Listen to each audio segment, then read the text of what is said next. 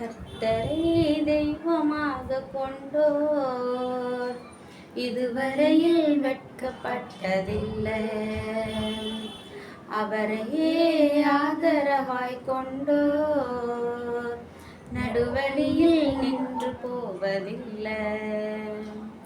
வேண்டும் போதெல்லாம் என் பதிலானாரே, வாழ்க்கை முழுவதும் என் துணையானாரே.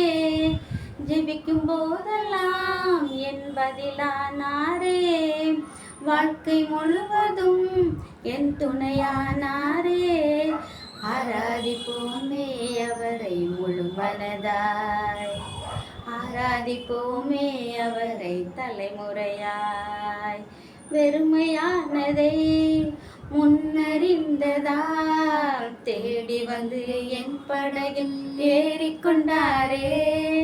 வெறுமையானதை முன்னறிந்ததால் தேடி வந்து என் படகில் ஏறிக்கொண்டாரே. இரவு முழுவதும் பிரயாசப்பட்டும் நிரம்பாத என் படகை நிரப்பிவிட்டாரே. ஆராதிப்போமே அவரை முழு மனதாய், ஆராதிப்போமே அவரை தலைமுறையாய்.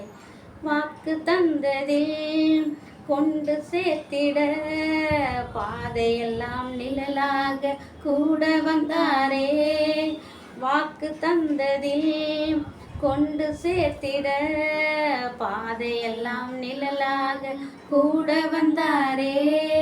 போகும் வழியெல்லாம் உணவானாரே, வாக்கு தந்த கானானை கையளித்தாரே.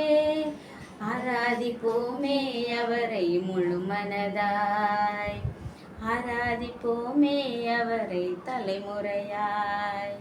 கர்த்தரை தெய்வமாக கொண்டோர் இதுவரையில் வெட்கப்பட்டதில்லை. அவரையே ஆதரவாய் கொண்டோர் நடுவழியில் நின்று போவதில்லை. கர்த்தருக்கு ஸ்தோத்திரம். பிரியமானவர்களே, இன்று கர்த்தர் நம்மளோடு கூட சொல்ல காரியம் என்னன்னா, நம்மளுடைய தேவன் இயற்கையின் மேல் அதிகாரமுடையவர், இயற்கைக்கு அப்பாற்பட்டவர் நம்முடைய தேவன். இது யோசுவா 3ஆம் அதிகாரம் 15-16 நம்ம வாசிக்கும் போது அதில் யோர்தான் நதி அது அறுப்பு காலத்தில் கரை புரண்டு ஓடுமா, அதிகமாக தண்ணி விடக்கூடிய நேரம். அந்த நேரம் இஸ்ரவேல் ஜனங்கள் வந்து எரிகோவுக்கு கடந்து போகணும். ஆனால் நடுவில் இந்த யோர்தான் அவங்களுக்கு தடையாக இருக்குது.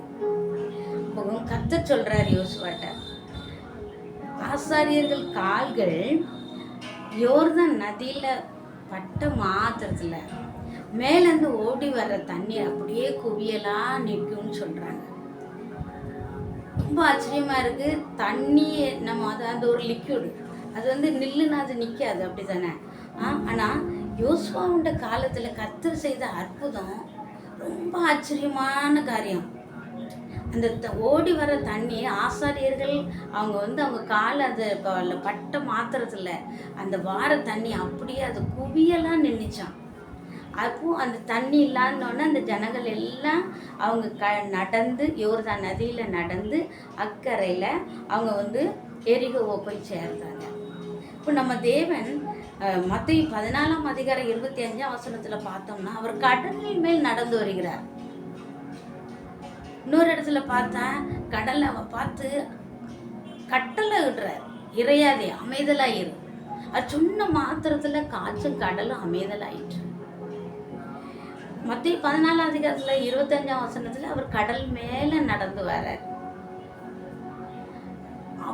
நடந்து ஏசப்பா படகுல ஏறின உடனே அவ்வளோ நேரம் கொந்தளிப்பாக இருந்த கடல் அப்படியே அமைதலாயிற்று. சமுத்திரத்தை படைத்த தேவன் நம்முடைய தேவன். நம் தேவன் நமக்காக எதையும் செய்ய வல்லவர். நிறைய அற்புதங்கள் நம்ம பைபிள்லேயும் பார்க்குறோம், நம்ம வாழ்க்கையிலையும் ஏசப்பா தினமும் நமக்கு அற்புதம் செய்கிறார். எவ்வளோ அற்புதம் செய்கிறாங்க. நம்ம ஜீவனோடு இருப்பதே அவருடைய பெரிய கிருபை இல்லை, அதுவே பெரிய அற்புதம். இஸ்ரவேல் ஜனங்கள் அங்கே எகிப்தை விட்டு வரும்போதே முதல்ல அவங்களுக்கு தடையாக இருந்தது அந்த செங்கடல். அந்த செங்கடலை எப்படி கடந்து போகன்னு நிற்கிற சமயத்தில் கர்த்தர் அந்த செங்கடலை ரெண்டா பிளக்குறாரு. ரெண்டா பிரிச்சு ஜனங்களை வெட்டாந்தரையில நடந்து போக வைக்கிறார். எவ்வளவு அற்புதம் செய்கிறார் தேவன். நம்முடைய தேவன் வல்லமை மிக்கவர். அவர் சர்வ வல்லமை உள்ள தேவன். அவர் சொல்ல ஆகும், அவர் கட்டளையிட நிற்கும். என்னென்ன காரியத்துல நம்ம ஆண்டவரை நம்ம விசுவாசிக்கிறோமோ, நம்மளுடைய வாழ்க்கையில கர்த்தர் இஸ்ரவேல் ஜனங்களுக்கு மாத்திரமல்ல, நமக்கும் அவர் வல்லமுள்ள தேவன். நமக்கும் அவர் அற்புதங்களை செய்ய வல்லமுள்ளவராய் இருக்கிறார். என்ன காரியம்? யோர்தான் போல நதி நமக்கு தடையா இருக்குதா? எல்லா தடைகளையும் கர்த்தர் மாற்றி நம்முடைய வாழ்க்கையில அற்புதத்தை செய்ய அவர் வல்லமுள்ள தேவன். அவர் அற்புதத்தின் தேவன். இப்போ எரிகோவை கடந்து போறதுக்கு இந்த யோர்தான் தடையா இருந்துச்சு. யோர்தானை கடந்து போயிட்டாங்க. அடுத்தால யோர்தான் உள்ள போறதுக்கு அங்க உள்ள மதில் தடையா இருக்கு. யோர்தான் மதில் அது பெரிய அலங்கம், ரொம்ப பெருசா அந்த காம்பவுண்ட் வால். அப்போ அதை தாண்டி ஜனங்கள் எப்படி உள்ள போவாங்க? அதுக்கும் கர்த்தர் ஒரு ஆலோசனை சொல்றாங்க. அவர் ஆலோசனையில் ஆச்சரியமானவர், செயலில் மகத்துவமானவர். நமக்கு நிறைய காரியத்தில் நம்ம என்ன செய்ய, இந்த காரியத்தை எப்படி செய்ய அப்படின்னு நம்ம ஆண்டவர்கிட்ட கேட்கும் போது கர்த்தர் நமக்கு ஆலோசனை கர்த்தராக இருந்து நமக்கு ஆலோசனை தருகிறார். அவருடைய சமூகத்தில் காத்திருந்து ஜெபிக்கும் போது நமக்கு ஆலோசனை தருகிறார்.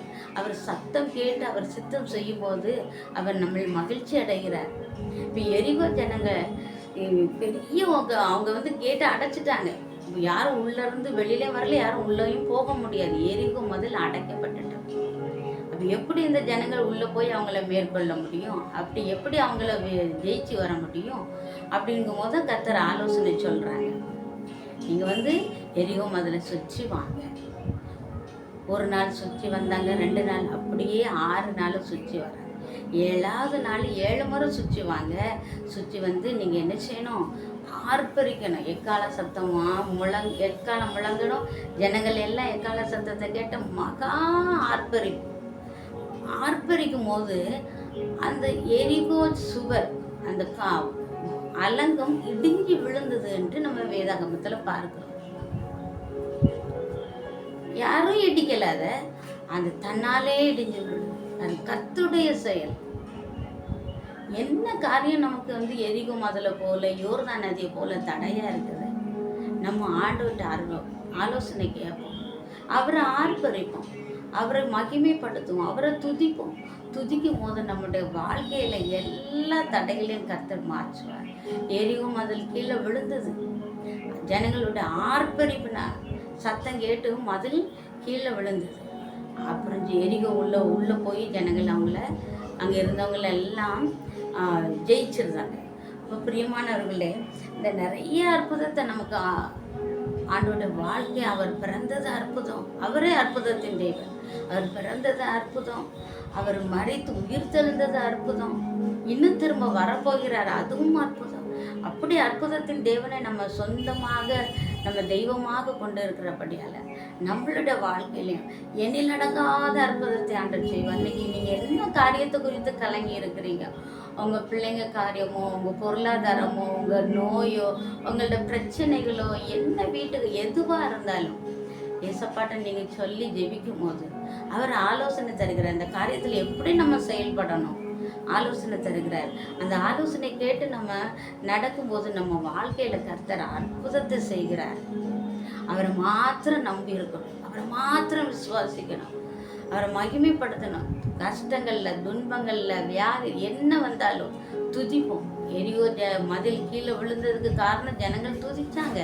துதிக்கும் போது கர்த்தர் எல்லா தடைகளையும் கர்த்தர் மாற்ற வல்லமுள்ளவராக இருக்கிறார்.